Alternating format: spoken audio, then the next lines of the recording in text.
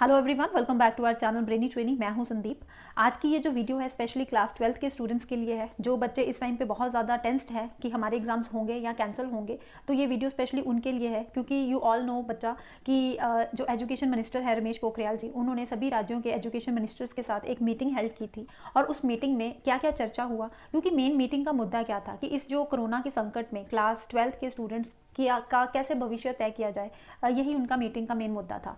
तो बहुत लंबी डिस्कशन चली, जिसमें बहुत राज्यों ने अलग अलग तरह के प्रस्ताव उनके आगे रखे, उनको ऑप्शंस दी कि इस तरह से हो सकता है या इस तरह से हो सकता है। अभी कोई सीबीएसई बोर्ड वाले किसी डिसीजन पर तो नहीं पहुंचे, केंद्रीय सरकार अभी किसी डिसीजन पर नहीं आई, बहुत जल्द आ जाएगी। लेकिन जो भी प्रस्ताव मीटिंग में रखे गए, वो प्रस्ताव मैं आपके साथ डिस्कस करने वाली हूँ इस वीडियो में। तो वीडियो को एंड तक जरूर देखना।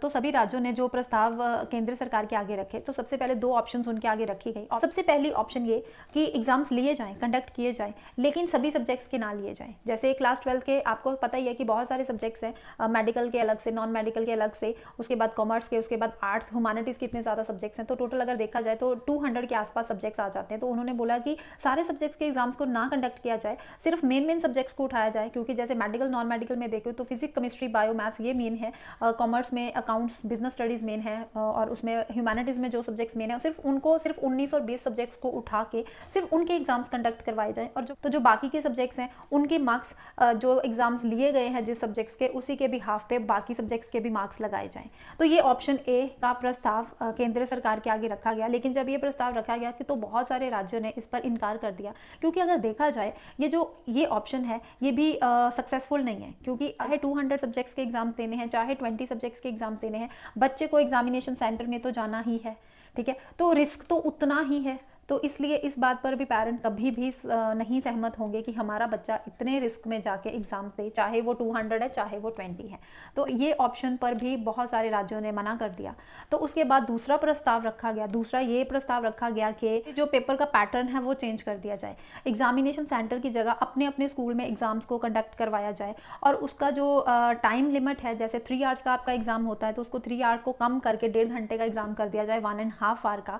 और वो सिर्फ और सिर्फ MCQ बेस्ड होना चाहिए एग्जाम, ताकि बच्चा इजीली उसको अटेम्प्ट कर सके 1.5 घंटे के अंदर अंदर, या वेरी शॉर्ट हो, 1 मार्क के क्वेश्चंस। और जो कॉपी चेकिंग है वो भी सिर्फ स्कूल में ही हो, ठीक है। वो सीबीएसई बोर्ड तक ना पहुंचाई जाए, स्कूल में ही कॉपी चेकिंग हो। और उसके अलावा बच्चों को ये ऑप्शन दे दी जाए कि वो मेन सब्जेक्ट्स का ही एग्ज़ाम दे, 3 या 4 सब्जेक्ट्स को उठाएं और उन्हीं का एग्ज़ाम वो दे, और 1.5 घंटे का एग्ज़ाम लिया जाए। तो एक ये प्रस्ताव सेकेंड रखा गया। लेकिन अगर इसके ऊपर भी गौर किया जाए तो ये भी प्रस्ताव इतना सक्सेसफुल नहीं है, क्योंकि चाहे बच्चा 3 घंटे का एग्ज़ाम देने जा रहा है स्कूल, चाहे वो 1.5 घंटे का देने जा रहा है, वो जा तो रहा है, वो ऑफलाइन एग्ज़ाम तो देगा। तो ऑफलाइन एग्जाम इस टाइम पे बिल्कुल भी संभव नहीं है। तो ये भी प्रस्ताव बहुत सारे राज्यों ने मना कर दिया, और बहुत सारे राज्यों ने एक थर्ड ऑप्शन रखी। और वो थर्ड ऑप्शन क्या है, जिसको सुन के आप बहुत ज़्यादा खुश हो जाएंगे, वो थर्ड ऑप्शन है कैंसिल द बोर्ड एग्जाम्स। जी, बहुत सारे राज्य, इवन कि दिल्ली सरकार ने भी यही ऑप्शन रखी कि जीरो ऑप्शन होना चाहिए। जीरो ऑप्शन मीन्स कि बोर्ड एग्जाम होना ही नहीं चाहिए, बोर्ड एग्जाम्स को कैंसिल ही कर देना चाहिए। क्योंकि अगर देखा जाए तो पूरे देश में 1.5 करोड़ बच्चा है जो 12वीं का एग्ज़ाम देने वाला है, और वो एग्ज़ाम्स लेकर 1.5 करोड़ बच्चों की ज़िंदगी के साथ, उनकी सुरक्षा के साथ खिलवाड़ नहीं कर सकते। तो इसलिए केंद्र सरकार होगी, और भी बहुत सारे केंद्र हैं, बहुत सारी स्टेट्स हैं जिन्होंने बिल्कुल पहली दोनों ऑप्शंस को मना कर दिया, और कैंसिल बोर्ड एग्ज़ाम्स को कैंसिल करने का ही केंद्र सरकार के आगे प्रस्ताव रखा। और इसके बाद अगर बात करें मीटिंग में आगे जो चर्चा हुई कि अगर कैंसिल करने हैं बोर्ड एग्ज़ाम तो क्या ऑप्शंस होनी चाहिए, कैसे बच्चों को पास करना चाहिए। तो इसके ऊपर दिल्ली सरकार ने 2 प्रस्ताव आगे रखे। तो वो 2 प्रस्ताव क्या है, अब मैं वो भी आपके साथ डिस्कस कर देती हूँ। दिल्ली सरकार में अगर मनोज सिसोदिया जी मीटिंग में थे, तो उन्होंने ये भी कहा कि जैसे मैं केजरीवाल के साथ भी उन्होंने बातचीत की, और उन्होंने ये कहा कि मीटिंग में आप ये जाके भी प्रस्ताव रखना कि बच्चों की ज़िंदगी के साथ हम लोग खिलवाड़ नहीं कर सकते। अगर 1.5 करोड़ बच्चे एग्ज़ाम दे रहे हैं 12वीं के, तो उनके साथ 1.5 करोड़ टीचर्स भी जाएंगे जो ड्यूटीज़ पर जाएंगे। तो ऐसे में 3 करोड़ लोगों की ज़िंदगी को हम रिस्क में लेंगे अगर हम एग्ज़ाम्स लेने के बारे में सोचते हैं। तो अगर एज बीइंग हम पेरेंट्स सोचें, हम, ठीक है, बहुत सारे सिस्टम्स होते हैं, ठीक है, एजुकेशन सिस्टम यही कहता है कि सबसे पहले बच्चे को पढ़ाया जाए, उसके बाद उसके एग्ज़ाम्स लिए जाएँ और उसके बाद देखा जाए इसका रिजल्ट क्या है, ये पास है या फेल है, उसके बाद उसको आगे प्रमोट किया जाए।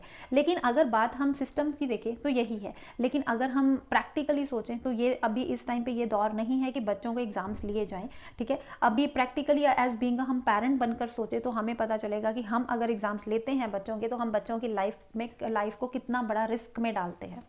क्योंकि जैसे सामने बात आ रही है कि ये अभी सेकेंड वेव चल रही है, तो आगे अभी थर्ड वेव भी कोरोना की स्टार्ट होनी है। तो और उस थर्ड वेव में ज़्यादातर कहा गया है कि बच्चे उसकी लपेट में बच्चे आएंगे, तो कोई भी पेरेंट नहीं चाहेगा कि ऐसे में हम अपने बच्चे को एग्जामिनेशन सेंटर में एग्जाम देने के लिए भेजें। आई थिंक सो कि कोई भी पेरेंट इसके लिए नहीं राजी होगा। ऐसे में दिल्ली सरकार ने क्या प्रस्ताव रखा केंद्र सरकार के आगे कि जैसे क्लास 10th के बोर्ड एग्जाम्स कैंसिल हो गए हैं और उनको इंटरनल असेसमेंट के बिहाफ के ऊपर पास किया जा रहा है कि उनके सबसे पहले यूनिट टेस्ट को देखा जाएगा, उसके बाद उनके हाफ ईयरली एग्जाम्स को देखा जाएगा, प्री बोर्ड के एग्जाम्स को देखा जाएगा। ऐसे ही क्लास 12th का भी कोई क्राइटेरिया निकाला जाए, या तो उनके पिछले 2 या 3 साल के पूरे हिस्टोरिकल रेफरेंस को देखा जाए, या उनके 1 साल के, जैसे ये 10th में 1 साल का पूरा परफॉर्मेंस बच्चे का देखा गया है, उनके यूनिट टेस्ट का, उनका हाफ ईयरली का, उनका प्री बोर्ड का, वैसे ही 12th के भी उसी साल के ओवरऑल परफॉर्मेंस के पूरे साल के टेस्ट के परफॉर्मेंस को देखकर बच्चे को आगे क्लास में शिफ्ट कर दिया जाए, उनको सबको पास कर दिया जाए। तो यहाँ तो ये उन्होंने प्रस्ताव रखा कि 10th के जैसे ही 12th का भी रिजल्ट निकाला जाए।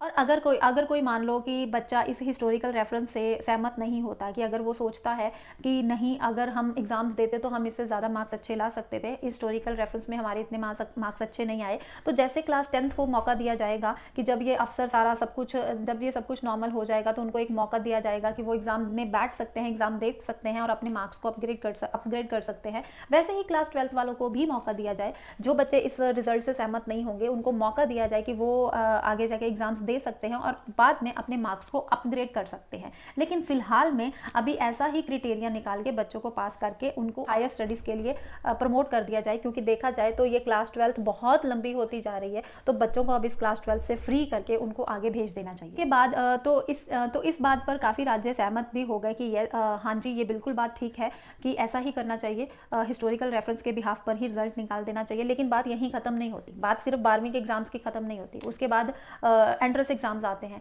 नीट का एग्जाम आ गया, जेई का एग्जाम आ गया, एनडीए का देना है, यूनिवर्सिटीज़ में एडमिशन लेने के लिए एंट्रेंस एग्जाम देना है, उसके बाद आगे सेमेस्टर्स में पढ़ाई कैसे स्टार्ट करनी है। तो ये सारी बातों को ध्यान में रखते हुए केंद्र प्रस्ताव रखा कि इसका सिर्फ एक ही हल है, वो है वैक्सीनेशन।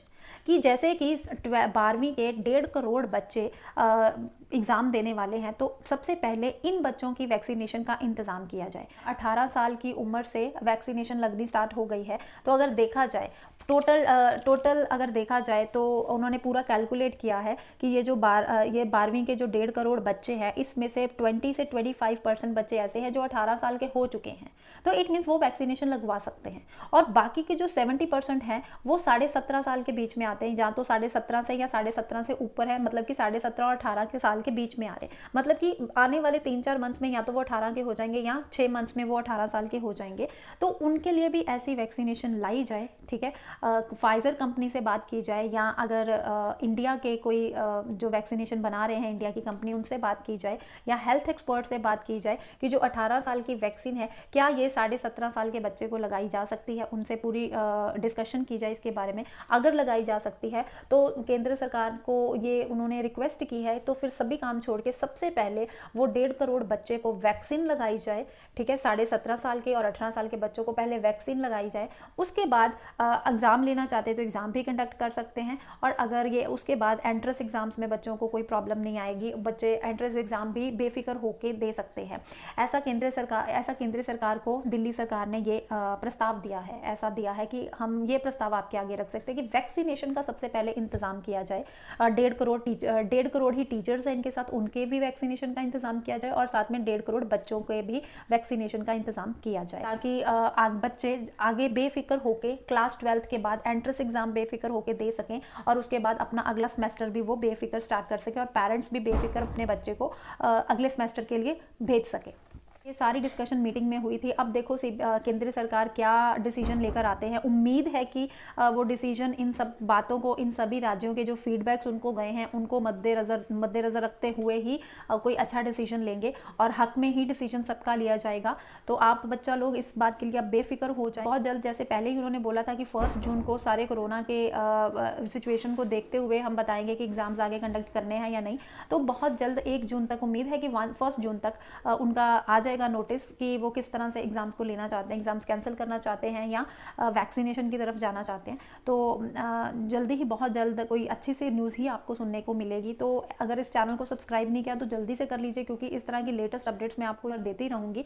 और अगर वीडियो अच्छी लगी तो वीडियो को लाइक ज़रूर कीजिए और जितना ज़्यादा हो सके अपने सारे फ्रेंड सर्कल में वीडियो शेयर कीजिए, ताकि सबको ये बात पता चल सके कि मीटिंग में क्या क्या डिस्कशन हुई थी। और अगर आप चाहते हैं कि ये आप लाइव सुनना चाहते हैं, क्योंकि मनीष सिसोदिया ने ट्वीट पर ये सब कुछ लाइव बताया है, जो मैं आपके साथ मैंने आपको इस वीडियो में सब कुछ बताया है। तो अगर आप लाइव उनकी ज़ुबानी सुनना चाहते हैं तो उसका लिंक मैं डिस्क्रिप्शन बॉक्स में दे दूँगी, आप वहाँ से भी सुन सकते हैं।